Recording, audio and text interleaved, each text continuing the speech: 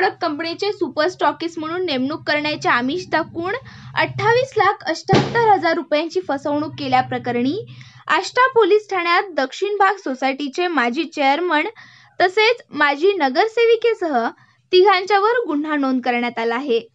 याबाबत आष्टा पोलीस ठाण्यात प्रतिभा मारुती कणेरे राहणार गांधीनगर तुतगाव रोड आष्टा यांनी फिर्याद दिली असून पोलिसांनी आष्टा दक्षिण भाग सोसायटीचे माजी चेअरमन मोहन श्रीपती गायकवाड, त्यांच्या पत्नी माजी नगरसेविका सौ सुनंदा मोहन गायकवाड तसेच रवी शामराव कुलकर्णी झोलगीकर यांच्यावर फसवणूक प्रकरणी गुन्हा नोंद केला आहे।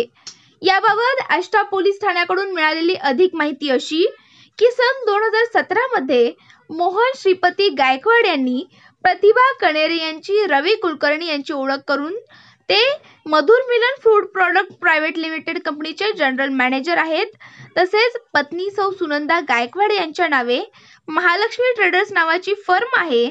मधुर मिलन फूड प्रॉडक्ट कंपनीची विक्री चांगली असून फायदाही खूप आहे।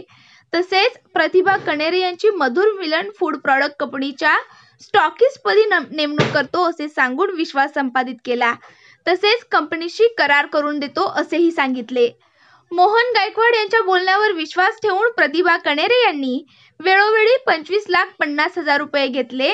सदरची रक्कम सुनंदा मोहन गायकवाड यांच्या बँक खात्यावर भरण्यात आली आहे। सांगली जिल्हा मध्यवर्ती बँकेच्या शाखेतून खात्यात ही रक्कम भरण्यात आली आहे। तसेच कंपनीचा मालक ठेवण्यासाठी प्रतिभा कणेरे यांच्या मालकीच्या 2 खोल्या प्रतिमाह 4,000 रुपये भाड्याने घेतल्या।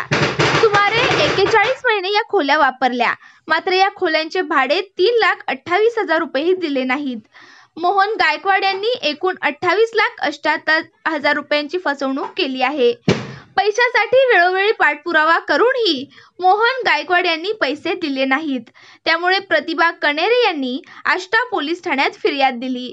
आर्थिक फसवणूक केल्याप्रकरणी पोलिसांनी मोहन गायकवाड, त्यांच्या पत्नी सौ सुनंदा गायकवाड तसेच कंपनीचे जनरल मॅनेजर रवी कुलकर्णी यांच्यावर गुन्हा नोंद केला आहे। या घटनेने आष्टा शहरात एकच खळबळ उडाली आहे।